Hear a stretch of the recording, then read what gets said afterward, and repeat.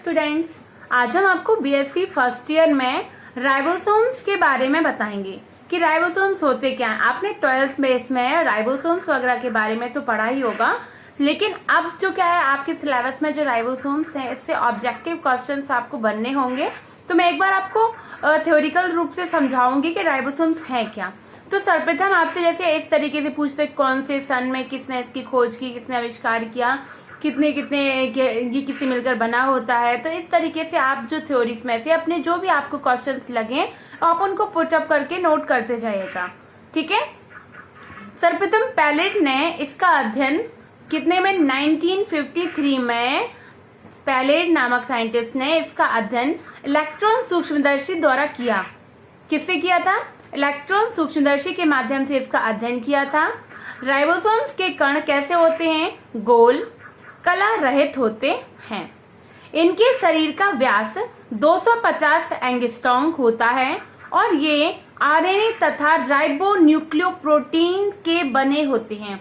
आप नोट कर सकते हैं, आपसे पूछ सकते हैं कि किससे बने होते हैं? राइबो न्यूक्लियोप्रोटीन से मिलकर बने होते हैं, ठीक है, तथा आरएनए से। और पैलेट कण कहलाते हैं। क्या कहते हैं इनको? पैलेट कण कहलाते हैं। ये प्रायः क्लोरोप्लास्ट, हरित लवक, माइटोकॉन्ड्रिया, केंद्रक, केंद्रिका के जीवद्रव्य में डूबे हुए पाए जाते हैं। कहाँ कहाँ पाए जाते हैं? मैं एक बार फिर से रिपीट कर रही हूँ, आप चाहें तो नोट कर सकते हैं। क्लोरोप्लास्ट, माइटोकॉन्ड्रिया, केंद्रक, केंद्रिका के जीवद्रव्य में डूबे हुए पाए जाते हैं। ये अधिकतर कोशिका के किसी भाग पर स्थित होते हैं। कोशिका के किसी भाग पर स्थित होते हैं अथवा अंतःप्रद्रवी जालिका की कलाओं पर चिपके हुए। हमने जब आपको एंडोप्लाज्मिक रेटिकुलम समझाया था तब उसमें अंतःप्रद्रवी जालिका पर मैंने ऊपर जो कण बताई थी, 2 सतहें थी अंतःप्रद्रवी जालिका की, एक खुरदरी जिस पर राइबोसोम्स के कण चिपके रहते हैं, तो वही बताया है। प्रत्येक राइबोसोम की संरचना एक गरारी के समान होती है। किसके समान? गरारी के समान होती है, जिसमें एक छोटी इकाई स्मॉल यूनिट टोपी के समान तथा दूसरी बड़ी इकाई गुंबद जैसी होती है। टोपी के समान दूसरी बड़ी इकाई गुंबद जैसी होती है। ये दोनों इकाइयां Mg++ ion, magnesium plus ion द्वारा जुड़ी जाती हैं। ये जो गुंबद हैं दो, ये किससे? एक छोटी और एक बड़ी, 2 यूनिट्स इकाई होती हैं और जो Mg++ आयन द्वारा जुड़ी होती हैं।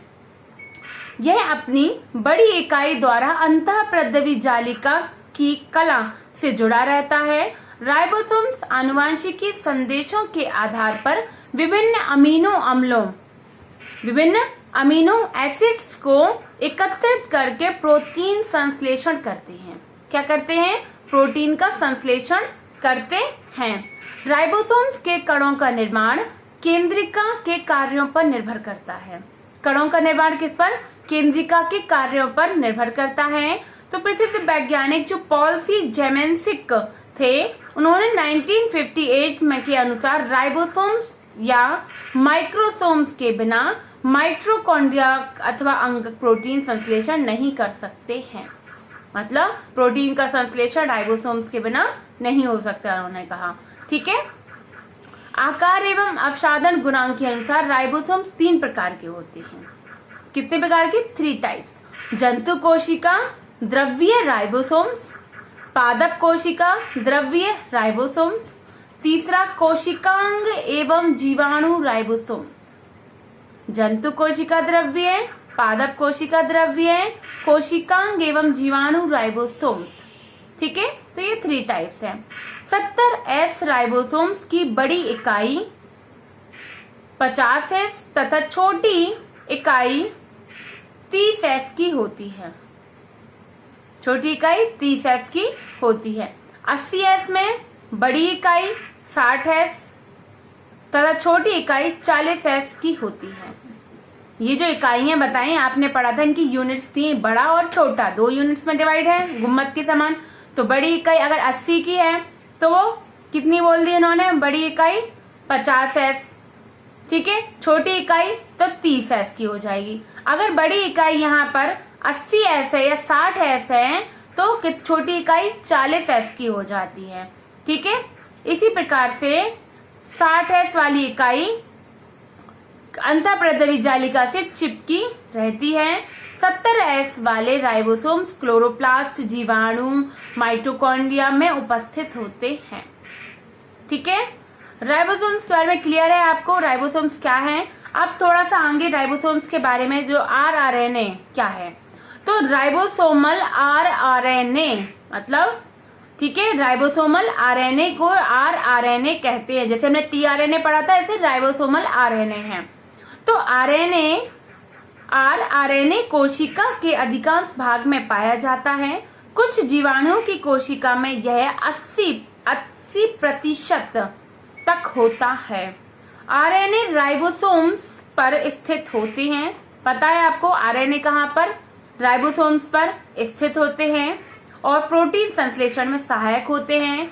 राइबोसोम्स को ये क्या करते हैं, 2 उप इकाइयों में आरआरएनए 2 आकारों 23S तथा 16S में संलग्न रहता है। तीसरे प्रकार के आरएनए 5S होता है, जो एस्चेरिचिया कोलाई नामक जीवाणु एवं स्तनधारियों की कोशिकाओं में पाए जाते हैं। कहाँ पाए जाते हैं? जीवाणुओं की एवं स्तनधारियों की कोशिकाओं में पाए जाते हैं। यद्यपि अधिकांश आरएनए एक कुंडल के बने होते हैं। अधिकांश आरएनए कितने? एक कुंडल के बने होते हैं, ठीक है। किंतु कुछ की संरचना बालों की पिन जैसी होती है। कैसी होती है? बालों के पिन के समान होती है, जिसकी श्रृंखला में अनेक हाइड्रोजन बॉन्ड्स पाए जाते हैं। क्या पाए जाते हैं? हाइड्रोजन बॉन्ड्स पाए जाते हैं। आरआरएनए का क्षार संगठन, जो इसका क्षार होते हैं बेस, इसमें यहाँ पर एडेनिन, ग्वानिन, थायमिन, साइटोसिन, जो क्षार संगठन एमआरएनए व टीआरएनए की तुलना में भिन्न होता है। आरआरएनए में ग्वानिन तथा साइटोसिन की मात्रा अपेक्षाकृत अधिक होती है। किसकी मात्रा? ग्वानिन एवं साइटोसिन की मात्रा अपेक्षाकृत कैसी है? अधिक होती है, ठीक है। इस आरएनए में ग्वानिन तथा साइटोसिन एवं एडेनिन तथा यूरेसिल की मात्रा असमान होती है। इनका आणविक भार कैसा होता है? 1 लाख या 1 लाख से कम तथा 40,000 तक होता है। आरआरएनए का आणविक भार 1 लाख या 1 लाख से कम या उससे 40,000 तक होता है, ठीक है। आधुनिक वैज्ञानिकों ने आरआरएनए एवं प्रोटीन द्वारा राइबोसोम्स का संश्लेषण होना संभव बताया। आरआरएनए के निश्चित कार्य ज्ञात नहीं हो सके हैं, ठीक है। तो क्लियर है आरआरएनए क्या है और राइबोसोमल आरएनए क्या है और आरआरएनए, ठीक है। राइबोसोम्स अब 70S 80S का मैं एक बार आपको बता रही हूँ। 70S 80S का किस तरीके से, तो ये किसके माध्यम से बॉन्डिंग होती है? इसमें Mg++ आयन के माध्यम से इसमें बॉन्डिंग पाई जाती है, ठीक है। और बॉन्डिंग यही है। इसके डायग्राम भी मैं एक बार और आपको दिखाना चाहती हूँ, तो आप एक बार ध्यान से देखिएगा। देखिए, ये इसके जो डायग्राम्स हैं, 70S ऊपर 80S, आप चाहे तो स्क्रीनशॉट ले सकते हैं। Mg++ आयन से एरो लगाया हुआ है। प्रोटीन राइबोसोम्स के 3 प्रकार प्रदर्शित किए हैं। एक 80S, ठीक है, 70S वाला, जिसमें अलग अलग 60S, 70S और बड़ा वाला एक 50S, ठीक है। ये देखिए, ये वाली बॉन्डिंग